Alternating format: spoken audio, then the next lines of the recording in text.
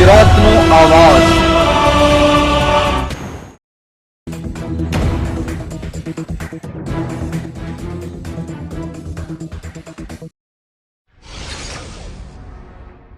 હિન્દુ મુસ્લિમ એકતાનું ઉદાહરણ પૂરું પાડતી ઐતિહાસિક સુરત જિલ્લાના મોટામિયા માંગરોળની ગાદી ખાતે તેમજ પાલેજ ખાતે ગુરુ પૂર્ણિમાની ભવ્ય ઉજવણી કરાઈ।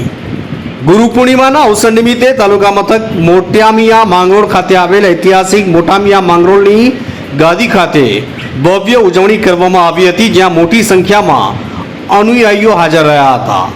ઘેર ઘેર ગાય પાળો, કોમી એકતા, ભાઈચારો, માનવ સેવા, વ્યસન મુક્તિ, ઘેર ઘેર વૃક્ષો વાવવાનો શિક્ષણ મેળવો તથા ઘેર ઘેર સંસ્કાર આપવાનો સંદેશ આપતી મોટામિયા માંગરોળની ગાદીના વર્તમાન ગાદીપતિ હિઝ હોલીનેસ ખ્વાજા સલીમુદ્દીન ફરીદુદ્દીન ચિશ્તીએ રહેઠાણ પાલેજ મુકામે તથા તેમના સુપુત્ર અનુગામી ડોક્ટર મથાઉદ્દીન સલીમુદ્દીન ચિશ્તીએ મોટામિયા માંગરોળની ગાદી ખાતે ઉપસ્થિત રહી મુલાકાત આપી આશીર્વાદ આપ્યા હતા।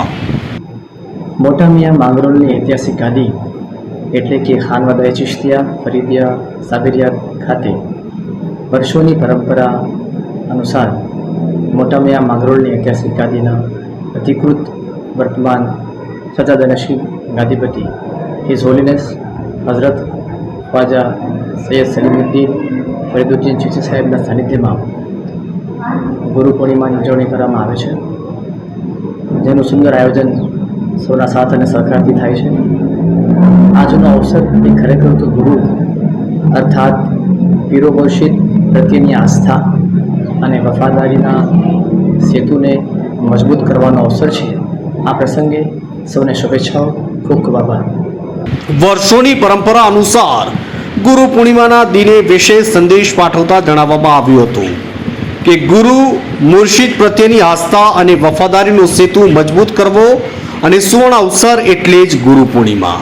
21મી સદીની ઝડપમાં ઘણી અગત્યની બાબતોની અવગણના ન થાય તેની કાળજી રાખી અને જીવનમાં ગુરુ પીર મુર્શિદ કે માર્ગદર્શકનું સાનિધ્ય આવશ્યક છે, જે જીવનને યોગ્ય રાહ બતાવવા ઉપયોગી છે।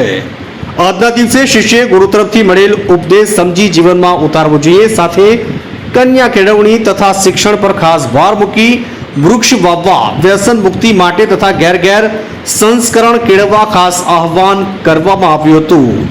માંડવીથી ટીવી 92 ગુજરાતના જર્નાલિસ્ટ દિવાન આકીબભાઈનો રિપોર્ટ।